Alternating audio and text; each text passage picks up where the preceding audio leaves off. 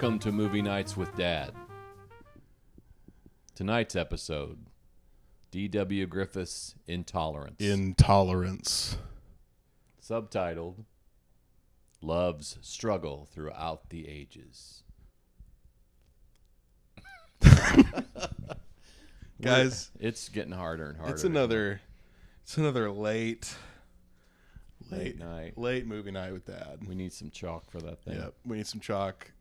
Tolerance. Take 62. 62. Yeah, we've filmed this for 62 hours. What episode is this? This is episode 8. Wow.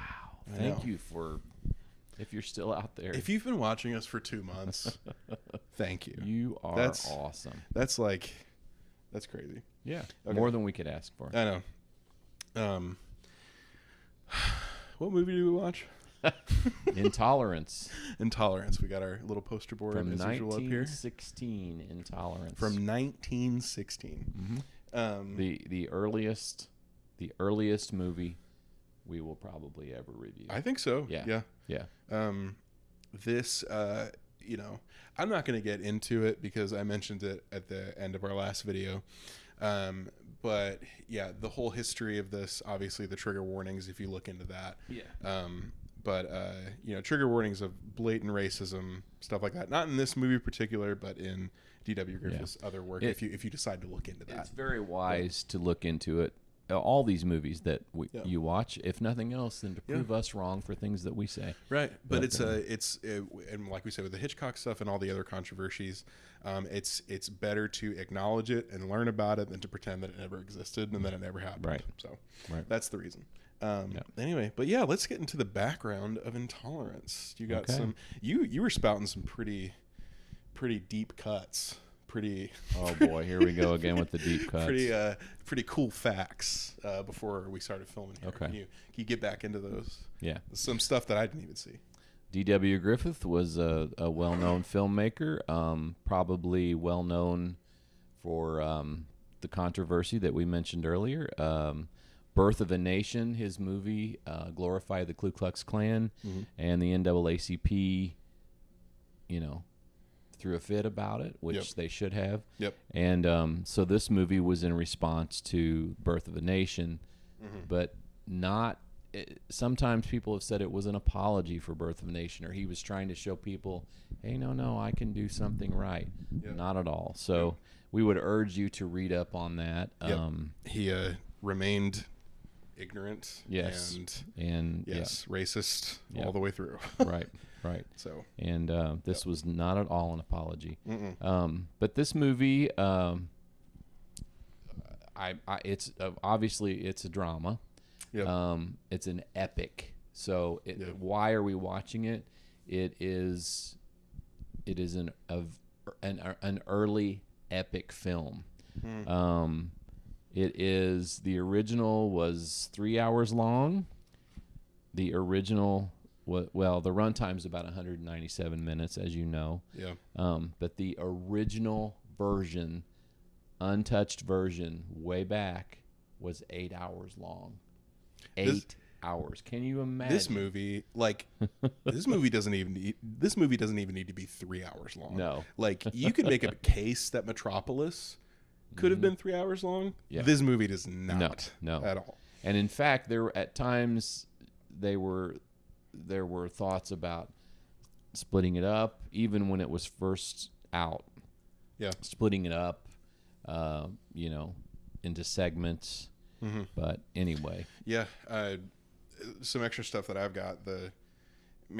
300 sets. Yes. $2 million. $2 million. Thousands of extras. Yep.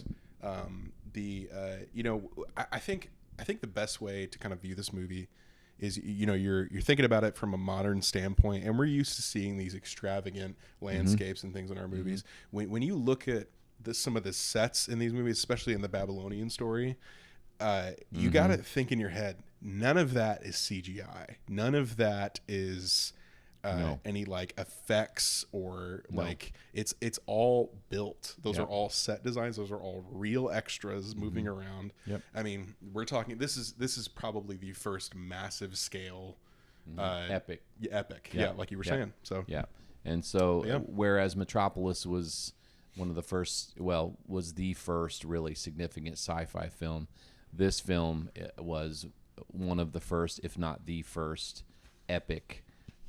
It was epic because it had actually 4 storylines that were pretty significant. The storylines, there was a modern storyline, there were other storylines from thousands of years before that. Yep. So you got the what are the 4 main? Yeah, do you have those listed? I think somewhere in my notes. There's Modern America, which was a story about a young couple torn apart by poverty and reformers. Yes. And basically the corrupt system. So we've dealt with corrupt systems, I think, in every film. Then you have the Fall of Babylon, which is the huge sets we were talking about. Right. Renaissance France. The St. Bartholomew Day Massacre. All the sectarian violence there. Yep. And then the Judean story about Christ and persecution, his crucifixion. Yep, absolutely. That's it. But, so you can see why it's such an epic, and why it was originally 8 hours long. Yes. So you're 4 movies in one. So you're saying each of those movies could have been 2 hours, right? So. Yep. I have some fun facts. Good. We need some fun facts. We need some fun facts to get us through this. So the Babylon gate that you see there at the beginning, that stood like untouched for years after this movie was made, just because it was so huge. Yeah. Because it was a massive undertaking to construct it, and it would have been a massive undertaking to tear it down. And you would think somebody would have utilized it for something. I know, and I actually don't know for sure, but I don't think it was. Yeah. I think it just stood there. He hired over 3,000 extras for these battle scenes, and back then that is monumental. The funny thing is, during these battle scenes, a lot of these actors really got into it, and it was reported that one day like 60 people got injured because they got way too into the battle, and they actually hit each other with stuff. Maybe they were delirious, I guess. These most of those extras were only paid in food and just the chance to be in a movie. And he actually today too, really. Yeah, and he actually I think this is kind of common back then, but he didn't have a physical script written for this movie. There was no script. He just had it all in his head, and then he just kind of said it out loud and just kind of directed people as he went. And hence the 8-hour movie, right? Because he wrote it as he was filming it. Man. So kind of a little introduction. Do you have any more background before we get into our takes and stuff? Well, some silly little sure, yeah, please. Fun fact. Sina Owen, who played Princess Beloved from the Babylon segment, it is believed that for her close-ups, that was the first use of false eyelashes. In fact, they believed that false eyelashes were invented for her close-ups as the Princess of Babylon. Wow, interesting. So there you go. Well, there were a lot of so that's another little misconception about D.W. Griffith, both about this film and The Birth of a Nation, is that he invented a lot of these cinematography acts and stunts. And while that's not true, the reason that's the misconception is that while he didn't invent them, these were the kind of first use on a lot of these cinematography, like the dolly zoom, where he puts a camera on a dolly and zooms in. That had been done before, but not on a motion picture of this scale, like this one or his previous work. Yeah, he basically used a lot of things that had already been used. Yeah, but he put them all together and made a huge movie. Yeah. So and this was as a modern audience watching this, we're used to kind of these cuts and edits and these close-ups into faces and things like that. But the audience watching would not have been. Hence the numerous explanations in the title cards that flash in between. In the beginning, he's like, "These are 4 stories. These are 4 separate stories." Because you have to say that people don't know, right? But we're kind of used to that. But even just stuff like I think of the woman in the modern story who's called the friendless one. There's a point where there's a cut close up to her face, and it's a very interesting shot, but audiences were not used to that kind of thing, to the kind of zooming in and cutting and editing. Cinematography wise, it's a very groundbreaking film, for sure. Which is why we're looking at it. But yeah, what was your take? Or do you have any more little fun facts? I didn't mean to cut you off. I don't think I had any more fun facts. I mean, we'll talk later about the Eternal Mother character played by Lillian Gish, who was probably the most well-known actress at the time. Really? It seems like a really small role. Yeah, I don't know why. Yeah. She was pretty well known. Constance Talmadge, her sister Norma Talmadge, they were well known as well. She played the Mountain Girl. We'll talk about the cast later. Yeah. What was your take? I think that I was really like amazed at the scale of especially Babylon. The elephants in that set, and those massive walls and things, like you said, those stayed up for years. The elephant statues, I believe, were taken by a crane or something and put at Grauman's Chinese Theater, which is no longer Grauman's Chinese Theater, but it's the place where all the Hollywood Walk of Fame with the stars and everything is are. And anyway, I don't know. I kind of was sort of struck by the fact that the 4 stories and going back and forth is, kind of a modern thing that is done in movies today. That stood out to me. Totally. I also, I'll tell you, I wasn't necessarily struck by this watching the movie, but I was struck by this as I was researching. The movie, after it came out, was rarely screened in full after that. Really? It was chunked up. There were I think that and they all had different names, but some of the segments where there were 2 of them that were screened together, and they were given a new title, and then sometimes just one was screened and given a title. It's interesting. So it's almost like your method that you talked about for Metropolis, and did you do the same where you watched this one in chunks as you went through? Surprisingly, I watched this one. I probably watched this in 2 chunks instead of more. So less chunks. But I mean, that's still kind of like your method of watching them in chunks was probably more likened to a legitimate viewing experience for like a viewer back then. Which is cool. But, again, in 1916, this was a huge deal. Going to the movie. I could see people sitting through the whole thing and just being in awe of the whole thing from start to finish. It's just so revolutionary. Yeah, for sure. I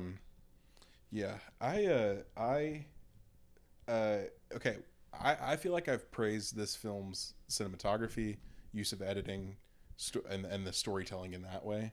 I was not impressed with the stories themselves. I didn't like the not only was it slow, the 4 stories, there's no why behind the intolerance. It just happens, and he's like, it's bad, don't do this. And it's funny because we talked about the controversial history about D.W. Griffith, that he was incredibly racist and did not apologize for it, and this film was actually him defending himself.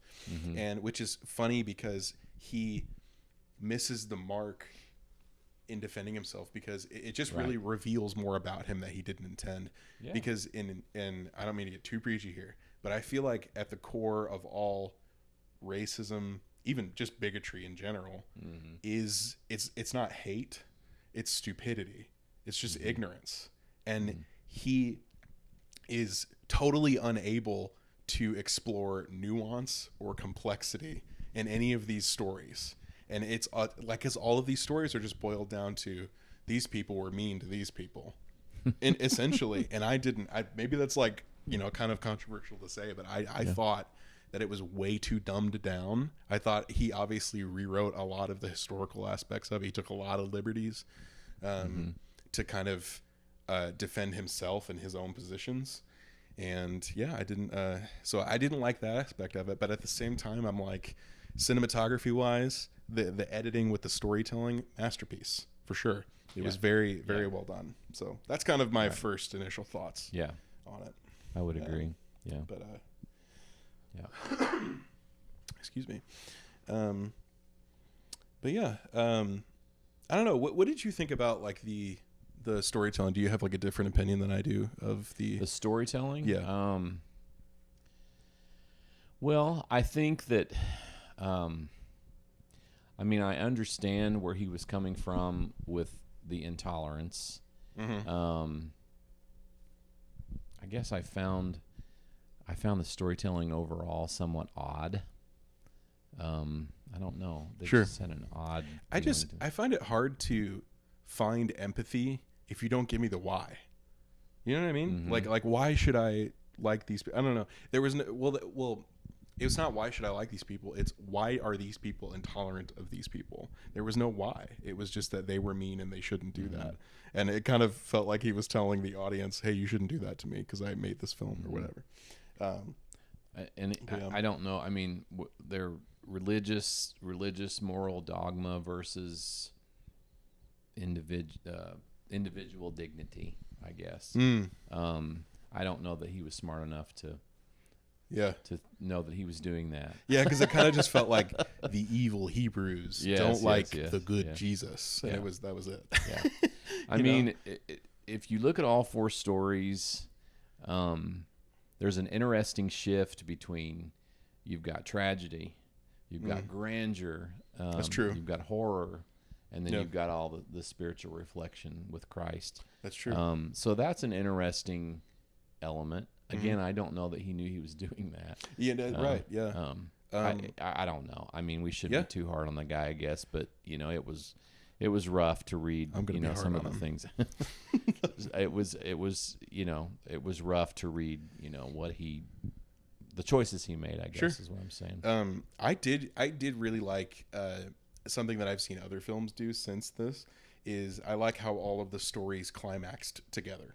I think that was really cool. I thought that was pretty innovative. Yeah. So we probably better say that he knew what he was doing. He was a smart guy. Oh, totally. But, yeah. I just think his when I say the core of bigotry is stupidity, it's really ignorance. It's just the not knowing of like you totally don't understand what's going on. And we talk as though he was the lone cause of everything with this movie. Oh, I'm sure. He had writers. Yeah. He had everybody had the same mindset. He had a staff. He had totally. So everyone's guilty. No, yeah. I think people who watch it today may get that it's sort of a plea, for peace. I guess. Yeah, plea for peace. If you didn't know much historical context, right, and you thought that that's how each of those events actually played out in reality, I can see people seeing it that way, for sure. And I think a lot of people, when they see it, will say, "Oh, look at this silent film, 1916. This is what they look like. It's an artifact of time." Yeah, totally. And they're not gonna.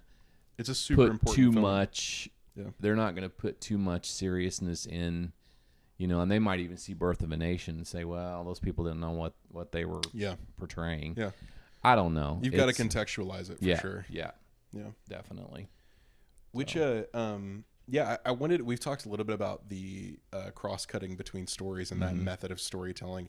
Did that help you focus in and kind of understand the overall theme, or did you find it kind of distracting and made you kind of which end of the spectrum, or how did that make you feel? It's like a lot. It's like a lot of these other. Well, probably not modern times, but the other silent films that were truly all silent. It takes you a while to get your rhythm in these. So it took me a while to get into all of them, and I had to run some stuff back and say, "Wait, what happened?" And me too. There are still some things I'm like not sure if I saw what I saw, or or remember everything, even if I I think it would be something that you might need if you were really going to be deep diving historian for these films. You'd have to watch it a few times. I really found it hard to keep up. Like just me personally. Yeah. I don't think that maybe the original audiences would have found it hard to keep up. But it was, I had to like Google a lot of stuff while I was watching. Probably Modern America we followed with the young couple. Probably Christ's persecution we followed, but because we're familiar more with the modern time stories, and of course we know from we know about Christ's death, and all that. Yeah. But Babylon, Renaissance France was real tough for me. I had to look up a lot of stuff. Yeah, that required a lot of historical which, and I think he was kind of playing on what Hollywood was doing around that time. We talked about. Well, there's a lot of symbolism there, and and audiences loved like the historical, like realistic fiction, historical pictures, like The General or something. Yeah, you're right. Yeah, but which story do you think you connected with the most, or which one stood out the most to you? I think I probably connected with the Modern America story the most, just because I was kind of struck with. I really thought. I don't know. It would have the audiences would have related to it the most. I would imagine. I found all the stories interesting to a degree, but the theme of intolerance, the whole movie, that would probably resonate the most. I would say the modern story. Because I remember feeling a lot of like sorrow when they took her baby from her. Yeah, can I ask you? I have totally forgotten, and it might be just old age, but did they get the baby back? Was it even addressed? Whoa. See, and I'm wondering if people who watched well, I think because the story quickly shifted from the baby's gone to they're sentencing him to death. Yeah. And then you need to like, so I don't know, which also, that was a fun little, history lesson in how they used to do, trigger warning, public hangings back then was the guys with the blades on each of the strings. Cause, apparently that was done because it was one of the strings was randomly sewn into the rope. And the three men didn't know which rope it was to absolve them of guilt. Yeah. And so they all cut them at the same time, and they didn't know which one did. Just like a firing squad, real bullets in one of the Yep. And that's kind of so that was a little, but I don't think I don't think it was addressed. I think it's probably implied, maybe. I want to know. Yeah, I know, me too. DW. Yeah. But do you have anything else to say about the story? If you directed it, would are there any like changes you would make? Speaking of cutting, speaking of cutting, cut more. I find it hard to talk about changes made to this movie because it is so groundbreaking, right? But then also just because of the blatant problems I have with the storylines and such. But what do you think about that? Is there anything you would change, or do you think anything that could have been done better? I mean, I'm totally looking at it from a modern standpoint. I think I really have to go back and think, the audiences of 1916 were absolutely, I'm sure, awestruck by the scale, totally, by the innovation in the movies, the fact that they knew there was no such thing as special effects. They knew all that stuff was real. Right. They knew all that stuff was as close to real as possible. Those sets were beautiful. Yeah, right. Yeah. I don't know. I'm with you though with that whole cross-cut climax at the end. Mm-hmm. All Very those cool. four storylines collide. That was pretty brilliant. Yeah. Really breathtaking, and I can see it there. It was breathtaking today. Mm-hmm. So I'm sure the audiences were glued to the screen. Yeah, I mean, it was 3 hours. That was the part that pulled me in the most. Yeah, is I was very hooked in. Yeah, But right. Do you want to? I think you said did you say you wanted to talk about casting earlier, or did you have any notes on casting? I had some notes on casting. Okay. I mean, all of the actors in the film went on to do other things. I would say that probably my top pick as the scene stealer and who I thought was the standout role would have been Mae Marsh. She played the dear one, which I thought was kind of funny. But, yeah. Simply because she transitioned from that innocent young girl to the wife, to the mother, and even her mannerisms, her facial expressions, everything. Even from my modern day eyes, everything's a little jerky in silent films, but she still, you could tell, was most likely revered as a really good actress back then. Her face when she realized her like baby was being taken away was like gut-wrenchingly sorrowful. Total terror. Yeah. I actually looked up because so she did such a good job convincing me that she was like a young girl that I was like, she's getting married now? What's going on? Like I was like, what? And I looked it up and I forgot his name, but the guy who played the boy and Robert Heron and her were 23 and 21. She was 21 and he was 23. They were both in their 20s, so it was like, she did such a good job convincing me that she was this innocent little something. Yeah, right. But I thought that was great. Yeah. Anything else to?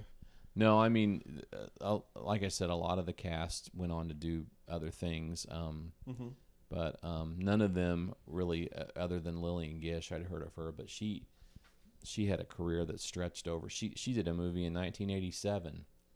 Really? Called The Whales of August with Bette Davis. They were elderly when they did the movie. Man. Lillian Gish stayed. I won't say she stayed relevant all those years, but people knew who she was. Yeah. She was around, and totally. I'm sure that lady has stories. She had to have done an autobiography or something. Or, she lived so long, but talk about why do you think? Because was she already established as an actress? She and her sister both, Dorothy and Lillian Gish, were silent film stars. Okay. Mary Pickford was a silent film star. Those three ladies played ingenues way past, an ingenue is ingenue is a young teenage heroine, Oh, okay. Yeah. And they all played ingenues probably way past their expiration date. But anyway, because back before the 20s, all the girls had long hair, like the dear one. Yes. And kept their long hair, and then they just put it up in a bun when they got older. But then in the 20s, they started bobbing their hair. Yes. And that was a little scandalous to do. In fact, my grandmother would have been 6 when this movie came out. Oh, wow. She got married in 1928. Okay. And she was 18. Before she got married, it was a couple years before she got married, she had 4 sisters. And they went down they had lots of brothers and sisters, and so they had older brothers and sisters that were quite a bit older.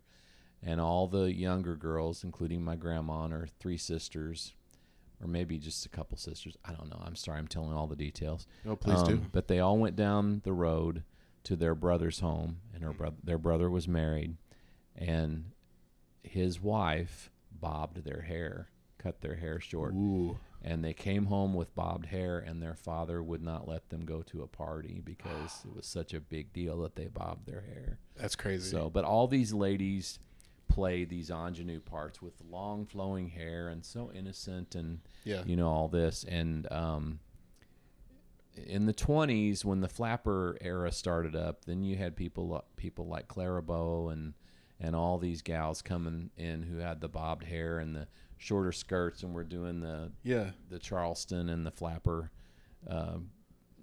dressing and smoking cigarettes and things like that were just scandalous. But Lillian Gish and Dorothy Gish were well known. Lillian Gish was, who knows? I mean, she did not have a huge part. She had a significant part because it tied all the stories together. But she was not. She didn't have a big part in this movie, really. or she was seen a lot in. It's a significant part, but it's like one frame. Yeah. And you wonder why such a go ahead. No, go ahead. The idea that she plays the eternal mother. She's constantly rocking the cradle. There's a lot of symbolism there, of course, and she's meant to tie the stories together. Yeah. So, do you as I guess, well, you wouldn't know. What would be the purpose behind hiring? I mean, that's like if we hired Brad Pitt to like stand in the corner over here. In my opinion, you know what I mean? Yeah. Like it just doesn't make a lot of sense to me. Do you maybe have any reason? I don't know. Why? And all I can say is, I'm sure that it was different making films back then. I mean, they cranked them out like constantly. Okay. So I don't know. Okay. I don't know. I'm sure they paid her, a pretty good sum to do that, but I would have taken that job just to walk in, the cradle, rock a cradle, leave. Right. Yeah. Right. Yeah. So, we can talk more about the kind of the eternal mother, I guess, a little bit. Do you think so at first I thought it was a reference to Mary and Jesus. Mm-hmm. Was that what we were supposed to think? I thought so too for a little bit. But then it almost felt like it was more than that. It was a symbolic thing. Yeah. I don't know. What do you think about that? He's trying to portray tolerance across the ages. Yes. So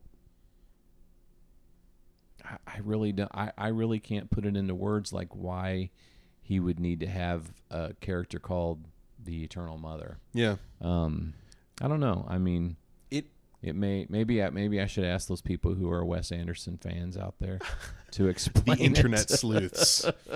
That's a deep cut into this podcast. Deep cut. But I can't decide if it helped me see these stories as more connected or if it disjointed it even more for me, because it played almost every time we switch between the stories, as if there's this eternal like being like watching over, because it's kind of cool to imagine like if D.W. Griffith's setting up this universe where all of time is happening in the same instant and all these stories are happening at the same time from the Eternal Mother's perspective. Yeah. It's like this good being point. kind of caring for everyone as it comes through. Yeah. And then at the very end you have what is I think supposed to be Jesus coming down on to World War II, World War I to save everybody. Yeah. But I don't know. It to me, like on some of the old variety shows, where they had people telling jokes and then they have somebody singing, and then every now and then they'd have some like a segue scene where someone would say, "And now for something totally different," like that. So that's kind of what I felt like. Sometimes she was, but it was like, she wasn't meant to do that. She was meant to just be, here she is again. She's still rocking the cradle. Yeah. Mother never changes, and so, I don't know. I'm not smart enough to figure it out. I'm smart enough to talk about the fact that the Princess of Babylon had fake eyelashes and nice things like that. I also here's an acting question for you. Something you were very intelligent on. Yes. So it seemed like if I'm comparing the silent films we've watched, you've got the Charlie Chaplin style, which is like very eccentric, very characteristic in every little thing he does. And then even you could argue that Buster Keaton fits into that too, which his expressions also matter just as it almost like his omission of expression matters a lot. Right. And then you have Metropolis, which is very expressionable, and they're doing it for drama's sake. And then I didn't really see that in Intolerance. People acted more close to realism. What do you think Well, you have to take into account this was a good 10 years before, so there had to have been innovations come along in filming, just basic filming itself. Maybe they were limited with their cameras, maybe they were limited to how they could set everything up. I don't know. And I would imagine the directors as they evolved and they films kept going and people discovered new things and hey, let's try this and let's try that, so Yeah. This is an early film. Yeah. I think it kind of disrupts the historical timeline of acting I have in my head, where people were very campy and theatrical, and then they became closer and closer to realism in movies. Yeah. And it just kind of goes to show you that it wasn't always like I thought it was more real back then. Yeah. Because Intolerance, they're acting pretty realistic. Yeah. I mean, there's some, campiness. More well, closer. when the dear one says goodbye to her father, she's like, ah. Yeah, for sure. Yeah. And of course, the film speed has something to do with that too. Absolutely. Yeah. But yeah. Yeah. I have written down here the cradle is a universal symbol of love and hope. So maybe that had to do something. Okay. Also, I just kind of made that note while I was watching. Well, I love vague platitudes. So that sounds great. Yeah. Vague platitudes. The mediator between the head and hands is the deep heart. Cut? Vague platitudes. That's a Metropolis reference. Yeah. I guess we can get into some of our. You said, did we talk about acting performances that stood out to you particularly as an actor? Yeah, yourself? I just said the dear one. Yes, that's right. But You really, they all did.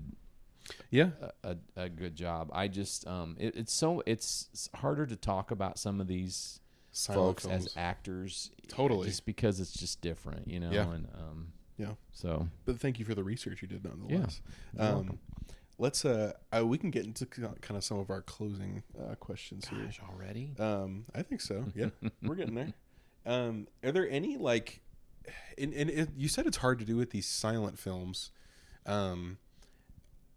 Here, actually, I want to ask you a question, since we're kind of getting close to wrapping up silent films, because the next film we're going to watch is a talkie, technically the first talkie. A little bit of talking, which is fun.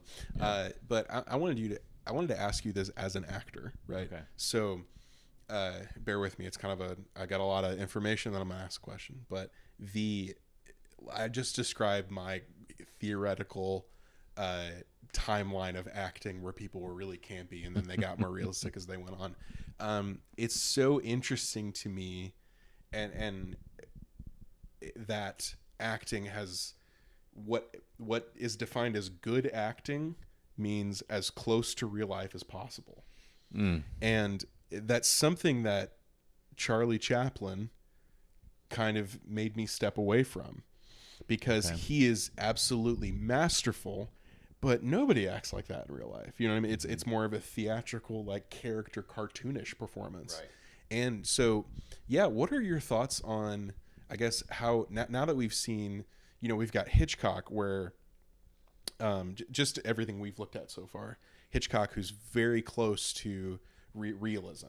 It's a very realistic story, very grounded. And then you have these silent films, which are a little more fantastical, a little more character cartoonishly acted out sometimes. How do you, I guess, define good acting, and how do you define that today versus differently in the past? Yeah. I'm not sure that you can compare these different eras. Like, I don't think you can compare the silent era to Hitchcock's era. Yeah. I also think I kind of disagree with you, because realism, sure. I mean, that's good stuff. But well, I'm not saying that. It just seems like seems like that to you. People are. I feel like the general consensus nowadays is that when someone acts close to real life, that's good acting. You're right. You're right there. But if you're doing over the top, cartoonish type stuff, that's hard to do. Totally. Comedy is often harder to do than drama, because you have to have timing in there. Yeah. So you might be doing a really realistic, dramatic performance, but yet pulling off something comedic is harder. So it's hard to compare these genres with acting. Yeah. And again, we have no way of really looking, unless we just studied hours and hours and years of silent films. I don't think we really have authentic eyes to If you have, leave a comment.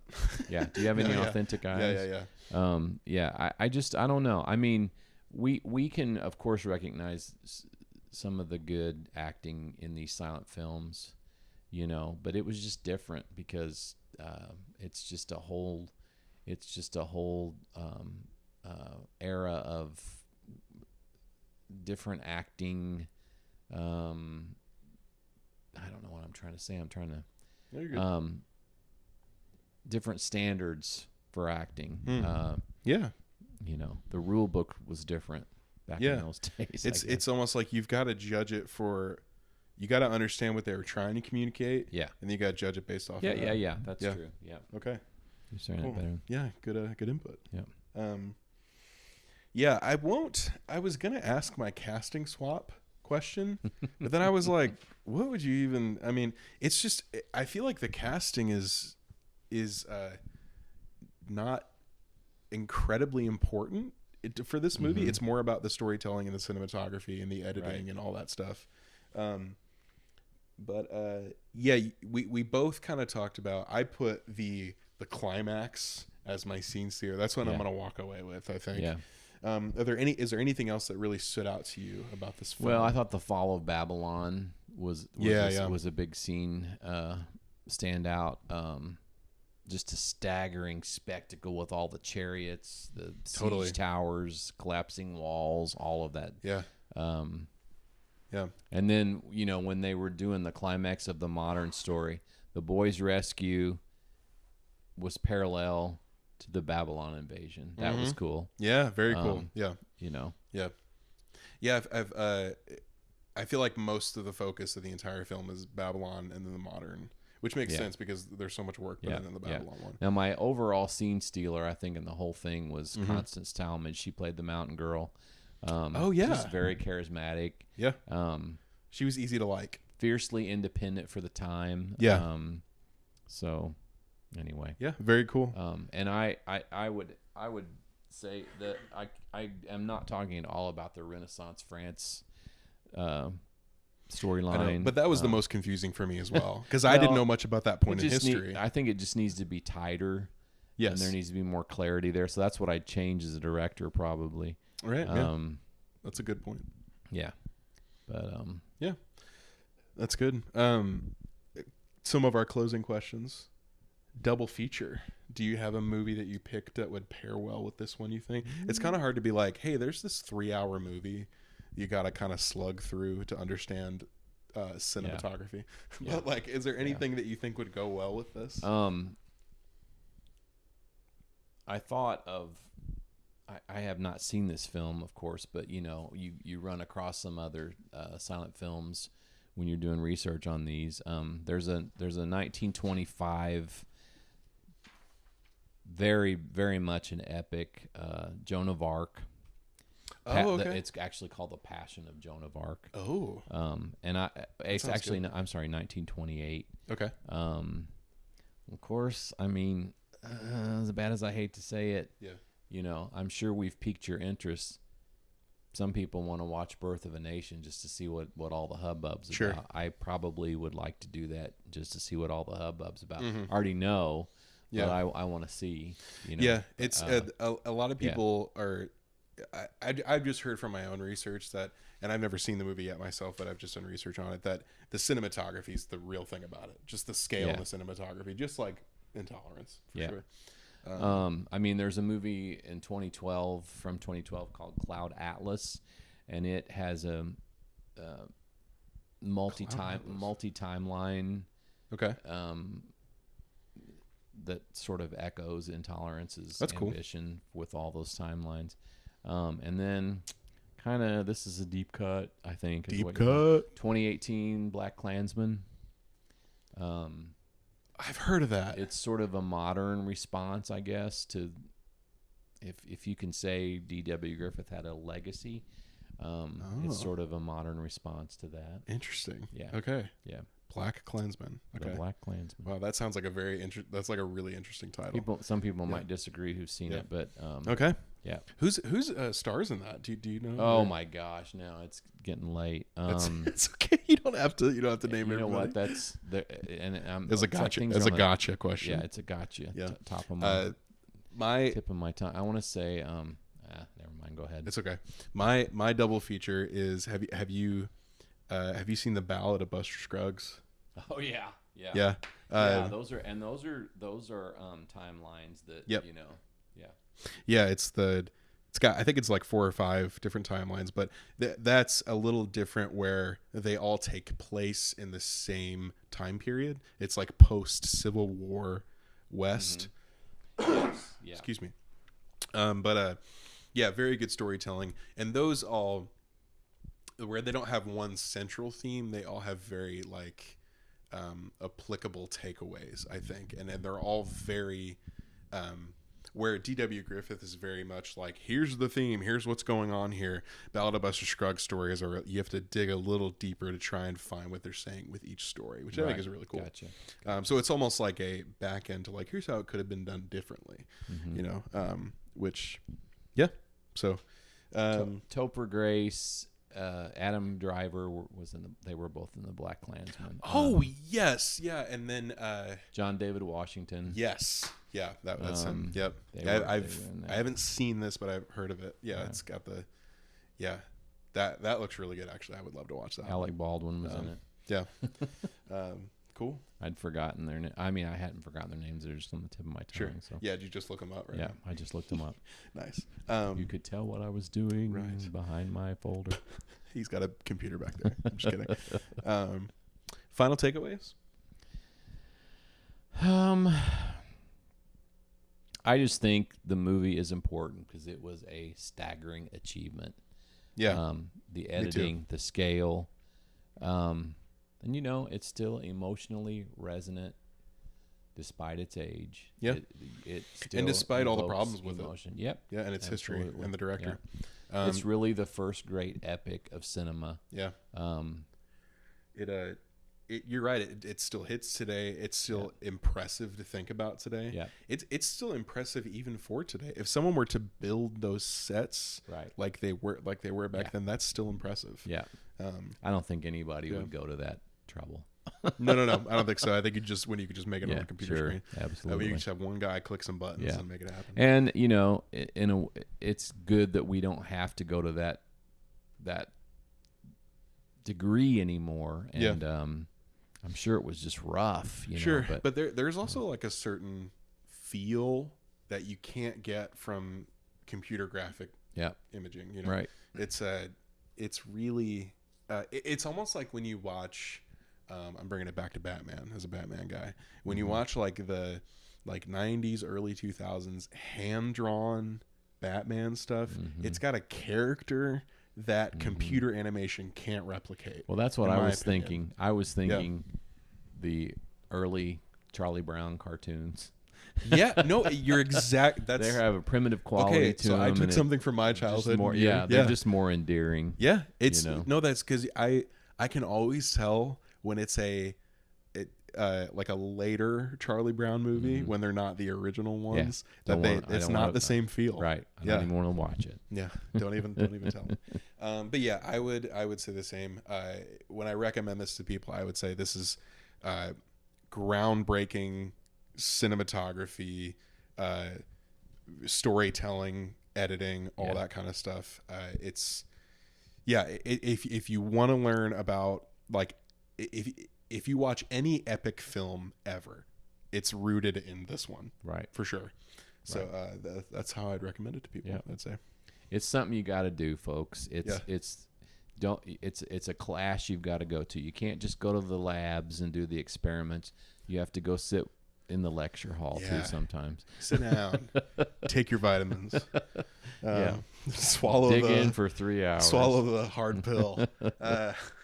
Was out of 10? Feels so weird to rate this out of 10, but yeah. I mean, I would rate it out of 10 just for its historical significance and just the fact that it was a pioneer in films. For watchability, I'd probably say 7. Yeah. It's hard to watch. kudos to any of you. I mean, I'm hoping all of you watched it, but you gotta it'll wear you out. It'll wear you out. See, my eyes are almost closed right now. It ruined our week. I gave it a 6. Just because of like I feel like he totally misses the mark, and it's kind of funny with his like theme of intolerance, but it's still like one of the most important films ever made. Right. So, well, and the whole story of his behavior and all that is intriguing, and it makes for good. I mean, And I'm not sure. I wonder if this has been documented somewhere in a documentary or anything. Yeah. But yeah, it's important. It's an important film. Yeah, totally. All right. Well, we've got one silent film left, and it's not really a silent film. Pause for applause out in the audience. I can hear it. Or you can't because it's silent. The last one is called The Jazz Singer, starring Al Jolson. We're gonna watch that for next week. I was going to talk about. So we have another trigger warning because it's silent films. This one is more blatant. It's not just about the historical context. Right. Al Jolson is famous for blackface, and it's in the film. It's I wouldn't say it's heavily used, but it's like you can't really skip past it because it's integral to the storyline toward the end, I would say. And so that's something that if that bothers you, I would recommend just not watching the film. But it's that's in there. So, but like we said, we still think it's an important film because it's one of the first talkies ever made, and trying to avoid that stuff is like pretending it never happened. Which we're certainly not dismissing the fact that it's disturbing. Yeah, it's not. Yep. But it's part of history. You need to have conversations and discussions about it. Yep. And recognize that those people had different ideals. Absolutely. Yeah. So just a little warning about that next film, but we're here watching all the important films, all the classic important films. So, and that's part of it. So, right. But it was we're evolving from the silent films, to the first talkie. This is the first time that the sound was synchronized with what was going on the screen, and it was basically the end of silent pictures. Yep. So exciting, and thank you guys for keeping up with us. Yes, thank you so much. One more appreciate you. Silent film to go. No, December's almost here. December. So we're gonna get into some cool stuff for that. Would you like to know what we're gonna do in December? You have to watch next. You have to watch the next episode. But go ahead down here, like and subscribe. Helps us with our videos. Subscribing lets you know whenever we post. Comment down below. Share this with your friends. There's a little share button. All that good stuff. Tell all the old people that subscribing does not cost you a cent. It's free.